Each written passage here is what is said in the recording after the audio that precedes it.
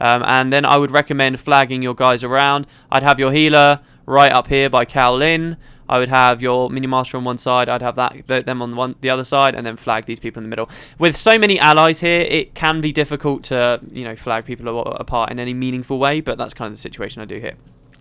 So yeah, they've brought people from the docks, right? So yeah, I got like the tunnel vision, and I just started thinking, oh, this is quite strong, and just started thinking about something else. I couldn't tell you what I was thinking about anymore, but everything felt perfectly normal to me. I was just thinking about something, something related to work, or something related to someone downstairs, or I don't know. And then the next thing I knew, I'm like flat on my back. Smacked my head against the wall, and I'd completely passed out for about at least 10 seconds. I'd passed out, and I just completely blacked out, and that's the first time I've ever blacked out in my life. And then I was like just scrabbling around on the floor, and I realised I'd been in pain and all of it. But the thing is, I always had like a constant like narrative, like there was always something I was thinking about. There was my like thought process was never interrupted. It just became so inhibited, I wasn't aware of anything else going on. And for those next few moments while I was on the floor figuring out what was happening, I felt like I was just coming out of like a really deep sleep. And it wasn't that I didn't know where I was. I figured it out pretty quickly what was going on, and then I like started to remember I could actually feel some numb part in my head, like somewhere I could feel myself falling and like slipping away, and like I fell, if you can imagine, I was stood up in the bath facing a wall, and then I fell backwards like over the edge of the bath and just smashed into the wall at the back. So and then like as I'm laying there, I realised it's really weird. So anyway, I'm telling you guys this story, one, because I mentioned it yesterday, because it just happened, and then I came in and I was feeling a bit weird, and I decided to film an episode.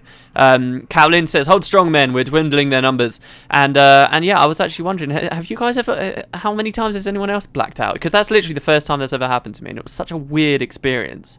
I was actually kind of like nervous about getting into the bath again last night, actually, because I was like, not last night, sorry, this morning, because I was actually thinking, oh god, I don't want it to happen again. I was really careful to have like a moderate bath now, and I spent like a while googling and being like, oh, this isn't gonna have any long-term effects. It doesn't seem to. I've just like bashed my back in a little bit, but yeah, it was a really weird experience, and yeah, the first time, it was just odd, and I don't know. So yeah, you guys tell me if you've ever blacked out and what it was like from when you blacked out, and if it's because you've like passed out from drinking. I don't think that's quite the same.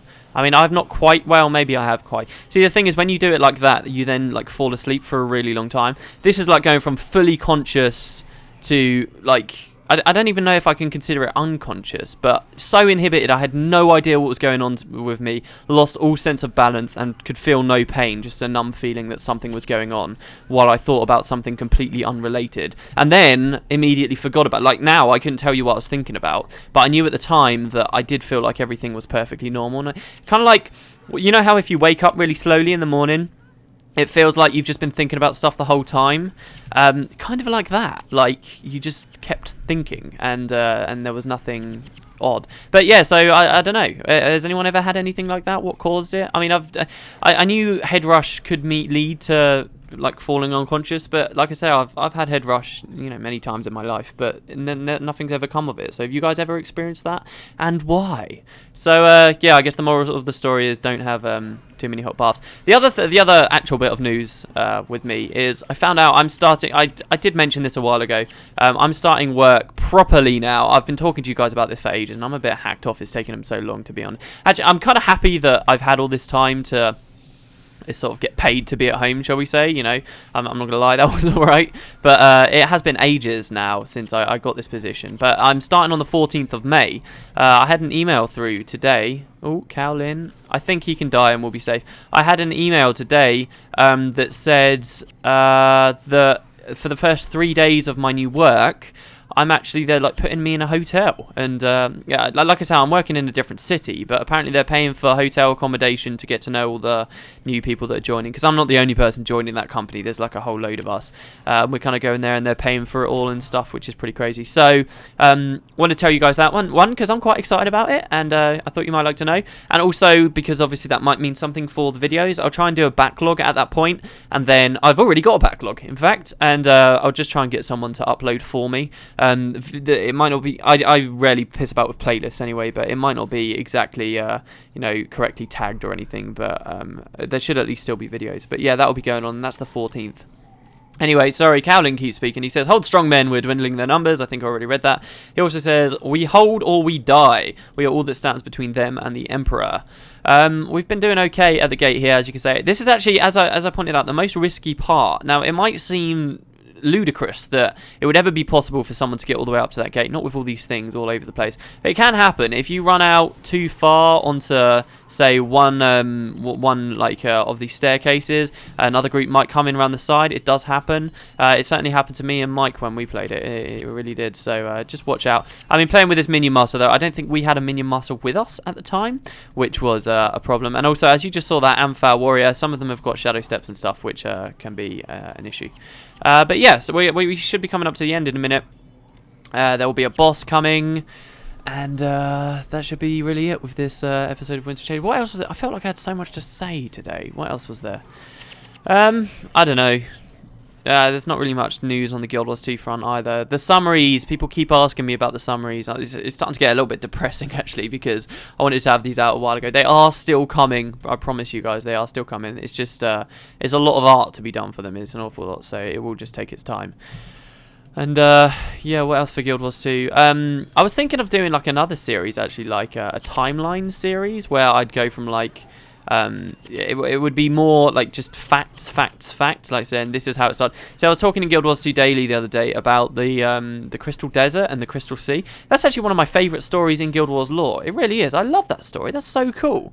Like the whole desert turning to sea, and the whole war between Abaddon and the gods. It's all just a fantastic story that it would be nice, because even though you learn about it all in Nightfall, it's also piecemeal. It's all little pieces you hear here and there and here and there, that really you never get that satisfying, you never get that experience that some games give you, where like some sage will sit you down and say, oh, I will tell you the story, and they tell you it all from start to begin. So I think it would be quite cool to like talk about some of my favourite stories, maybe start a series like that, where it's like my favourite Guild Wars stories and how they go, and the Crystal Sea would be one of them.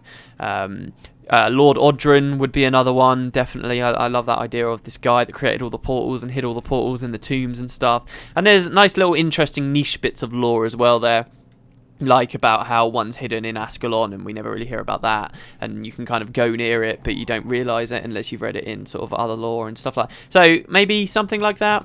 I don't know. I genuinely don't know though. So Guild Wars 2, I want to do more Guild Wars 2 content. I kind of want to revamp Guild Wars 2 Daily a little bit as well, actually, because that's like I think after beta happened, a lot of players and a lot of people, kind of their excitement for the game has dropped somewhat, which is, you know, understandable. But I'm wondering what I can do with Guild Wars 2 Daily to sort of keep people excited, or maybe do something different to questions and answers if that's not doing that for anyone anymore. But I'm not sure what. I've been mentioning that news thing. I don't think I want to do news, especially I don't want to do like, oh, these are videos I liked. It just seems like a little bit of a cop out. That's not really doing your own content, is it? It's just pointing out what other people have done.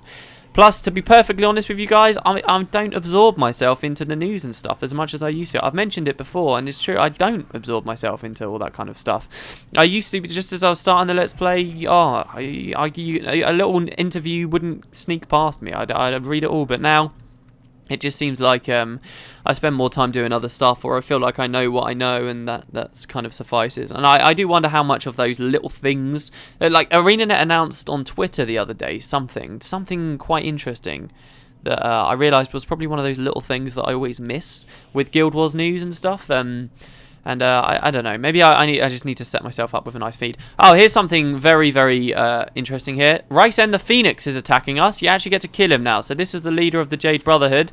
And this guy hits like a truck. He's not just a ritualist, as you might expect. There you go. Look at that. 496 damage in one hit. He's not just a ritualist, like you might expect. He's a ritualist elementalist. And they just give him the biggest nuke skills they possibly can. They give him... Oh, look at Cowlin. He says, looks like that's one Phoenix. That won't be Ryzen. Crappy pun, and look, he's now wearing sunglasses. Oh shit, people are dying here. Are we okay? Careful, people. Can I get a res, please? Yeah, so Cowlin, shit, that kind of ruined that moment. Yeah, Cowlin, when you kill or do significant parts of this mission, he will give you crappy puns, which is pretty cool. So that's Ryzen. And Apep, I didn't even see where he was. He's died now as well. And he says, I guess the unending night is seeing stars. And once again, he wears sunglasses. It's a pretty cool little thing. I missed it the first time I played through. But yeah, they do like the CSI Miami puns there. And yeah, I actually quite like that dialogue. It's a bit cheesy, but it's kind of cool anyway.